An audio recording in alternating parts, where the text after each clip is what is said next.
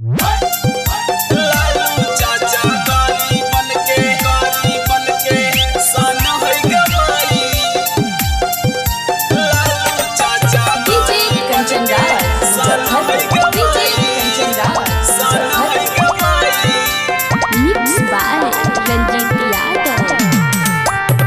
देशो विदेश में पहचान है गे माई। देशो विदेश में पहचान है गे माई। लालू चाचा गाड़ी बनके सन है गे माई। लालू चाचा गाड़ी बनके सन है गे माई। आगे साथे मजादुर की सन है गे माई। आगे साथे मजादुर की सन है गे माई। लालू चाचा गाड़ी बनके सन है गे माई। लालू चाचा गाड़ी बनके सन है गे माई। सन है गे माई। DJ Kanchan Raj Muzaffarpur DJ Kanchan Raj Muzaffarpur. Bholenath recording studio Kariyapur. Lalu चाचा गाड़ी बनके सन है गे माई। सन है गे माई।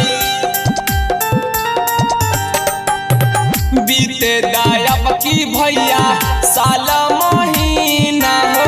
ललटेन के झंडा गड़ी है दुश्मन के सीना हो। दुश्मन के सीना हो।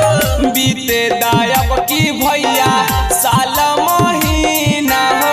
ललटेन के झंडा गड़ी है दुश्मन के सीना हो।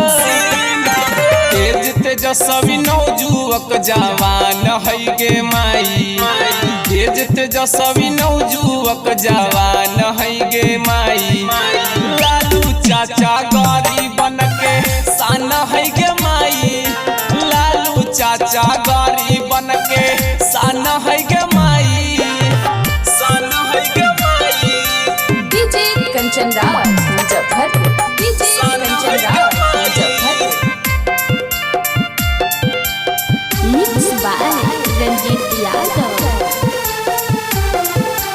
लालू चाचा गाड़ी बनके सन है गे माई। सन है गे माई।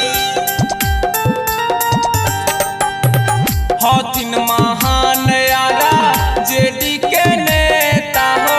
हिंदू आ मुसलिमा सबके चाहेता हो। सबके चाहेता हो।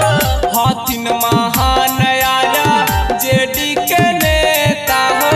रंजित धर्मेंद्र के हथिन चाहेता हो।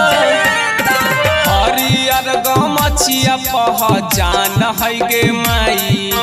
हरियर गमछिया पहचान है गे माई। लालू चाचा गाड़ी बनके सन है गे माई। लालू चाचा गाड़ी बनके सन है गे माई। Bholenath recording studio करियापुर।